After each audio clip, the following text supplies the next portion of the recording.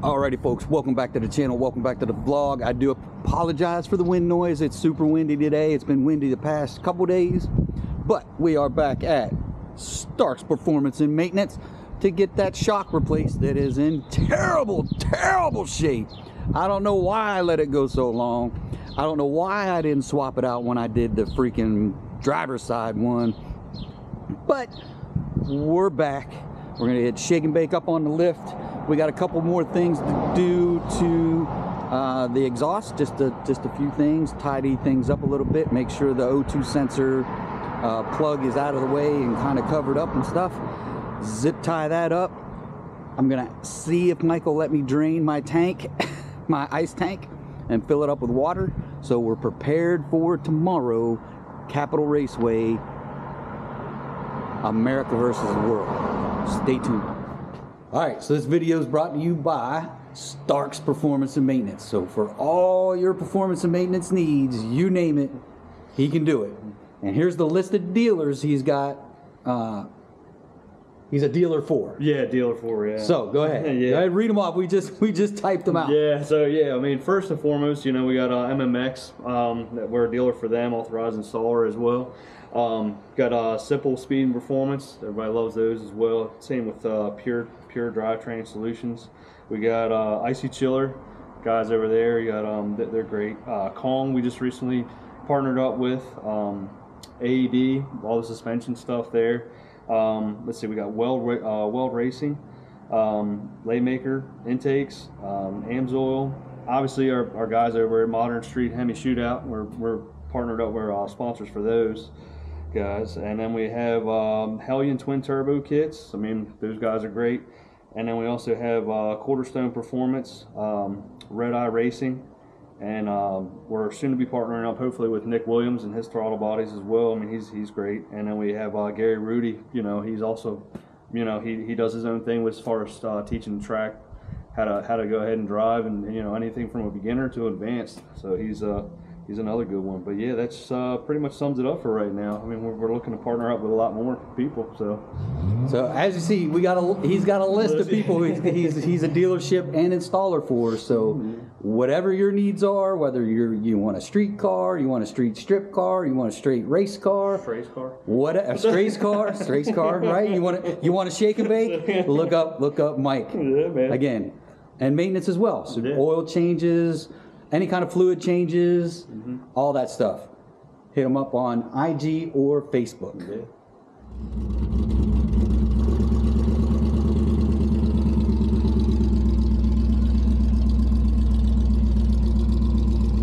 It's loud, but not obnoxiously so.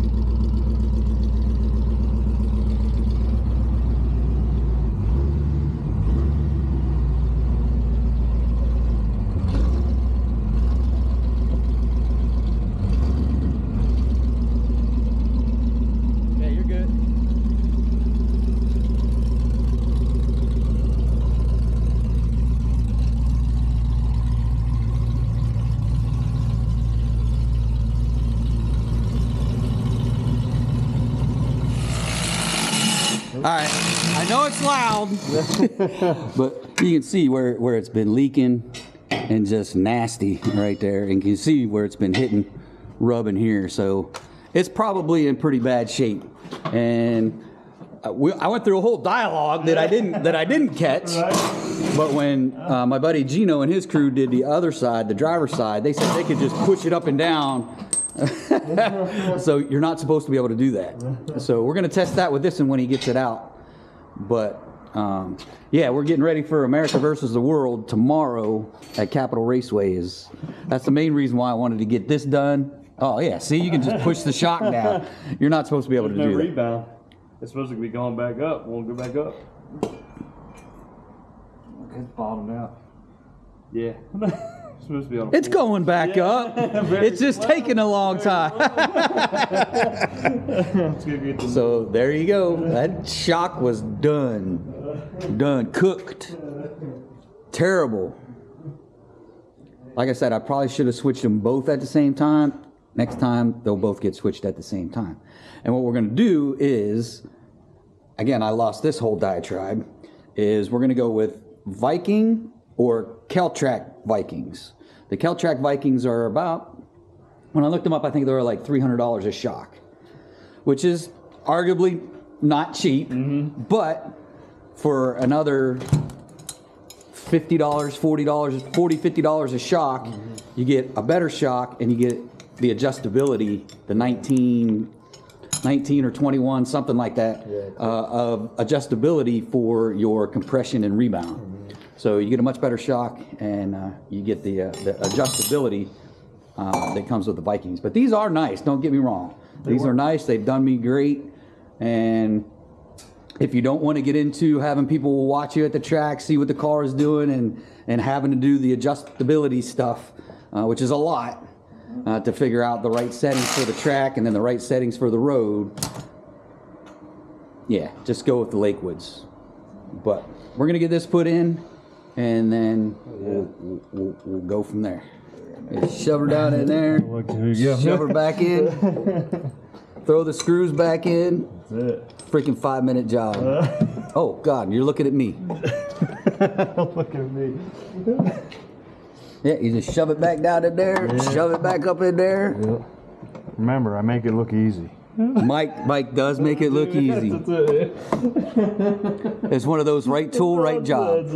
Right tool, right mechanic for the right job. One stop shop. There we go. So what we're going to do is fix the few things. Like I said in the beginning, we're going to fix those 2 things.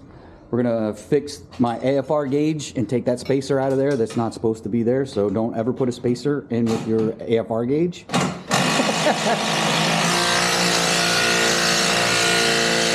And then we're going to tie up that O2 sensor wire and cover up the plug so it doesn't get wet. Because here's the deal, if that gets wet and gets too wet, too much moisture up in there, it's going to screw up your whole system, and then you're buying the whole system instead of just putting your O2 sensor back in. So what Max said was we were going to put an O2 sensor on there just to keep the plug dry, but then Dave said, well, if the O2 sensor goes bad and gets a lot of water in it, it's going to screw up the O2 system as well. So we're just going to tape up the plug really good, try and keep it as dry as possible, and then we'll zip tie it up and then take out that spacer and the AFR gauge. And we're finally, for those of you that like screaming at me about using ice, and not mechanic Mike, wide body Mike, we're gonna drain it so we can run ice tomorrow at America versus the World Capitol Raceway. So stay tuned, folks. So for those of y'all that don't watch all my videos, we got dumps now for the race tomorrow. They look good. And y'all should have heard it pulling in, the difference in what's going on, but it's a big difference. She sounds a whole lot better, trust me.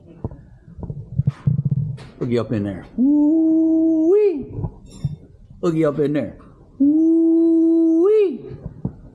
Mike's over here laughing at me. So now, yeah, this is supposed to be on this one, not on this one. So I don't have one on that one. No. Well, we'll just take it out.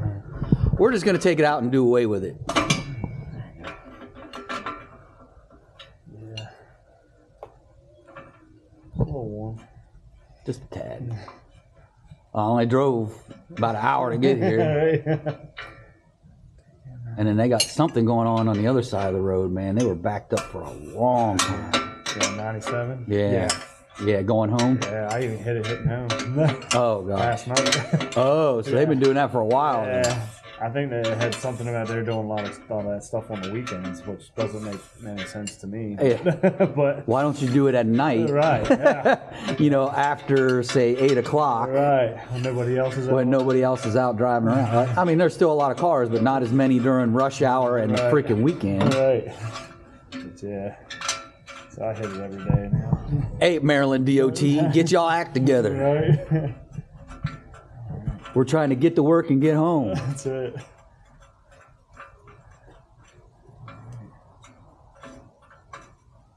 So now I'll have to keep an eye on my AFR gauge to see how far it's off. If it's, Might have to unplug it. yeah, unplug it and twist it in there. Yeah, so this is the one we got to cover up and just kind of wire tie up in here somewhere so it doesn't, Okay. so it doesn't get buggered up. Yeah, actually, let's cut that off. Oh, we already have it wire tied up there. Get it up out of the way. Get it up, yeah.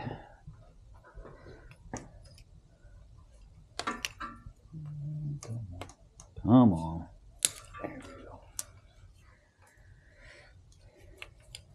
we go. Let's go. Another wire today. God, we got them all over the place, don't we?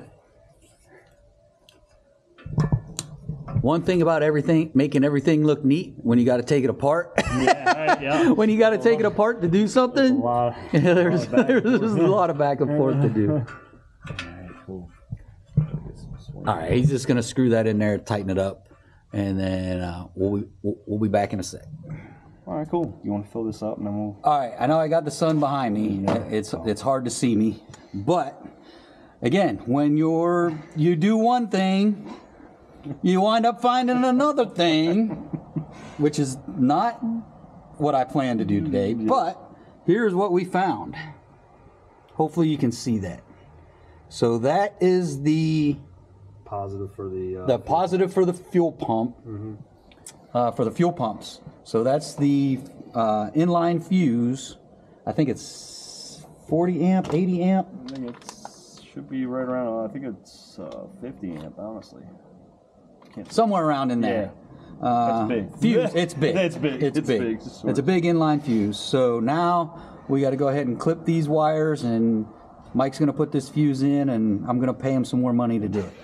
So, like I said, once you get into this modifying your car, and you go so far, these things are going to happen. You're going to find one, and then by the time you find one, you're going to find another one, and it snowballs. Oh, yeah. So just be prepared when you go Stracecar like Shake and Bake, and you ask me, hey, I want to go to Stracecar like Shake and Bake.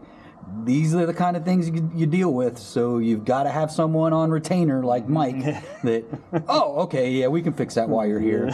So, yeah, again, be prepared for stuff to break, stuff to happen, and you got to do these fixes all the time. So I'm going to fill up the tank. We got her pretty much out of antifreeze, pretty clear, pretty... Say a good 80%. Yeah, it's not yellow anymore, so we're gonna fill that back up and get to this fuse, and we'll be back in a minute. Alrighty, folks, to tie this little thing in a big bow, this is a few days, actually, gosh, almost a week later. But to tie this little thing up into a bow, we made sure the dumps were still tight. We tightened up and protected the O2 sensor plug-ins and the plugs. We zip tied them, put some rubber gloves around them to keep them dry, keep them out of the wet. We also put the rear shock in, the right rear driver's or passenger side rear shock, which was done. I believe we talked about the shocks, so really I should have just went ahead and paid the $40 or $50 more, maybe a little more than that per shock, and just got the Keltrack Viking shocks to take the place of the Lakewoods. That's next. Keltrack Viking shocks are going in next once these two go bad.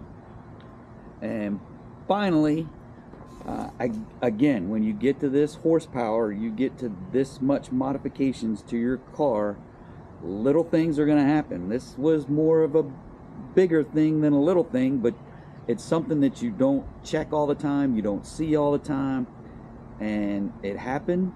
Luckily, nothing serious happened because of it, but it could have had a major impact in the entire car. Apologize for the wind noise, but I am sitting outside, so you just have to suck up the wind noise.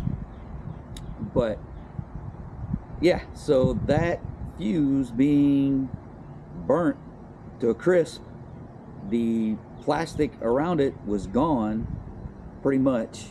Y'all saw it quickly in the video.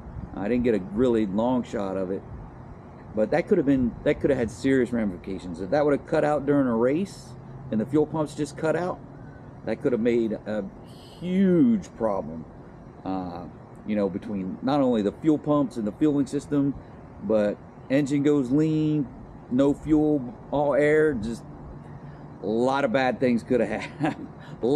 There's some other fail safes in place, but a lot of bad things could have happened. So when you're modifying your car and you're saying, hey, I want to build a replica shake and bake, these are the kind of things you have to look out for, you have to watch for, you have to plan for, because they're going to happen. But bottom line, like I said, we got it all buttoned up, we got it all fixed, everything was great. We're headed out to America versus the world, so stay tuned for that video, folks. That's going to do it for this one. If you're stopping in for the first time, please check out the rest of the channel. If you like what's going on with the channel, do me those few things. Like, subscribe, smash the bell, shoot me a comment, share it on your social media. I'll definitely appreciate it. Shake and Bake will definitely appreciate it, because every red penny from YouTube goes right back into Shake and Bake. That's it for this one, folks. Till next time, adios.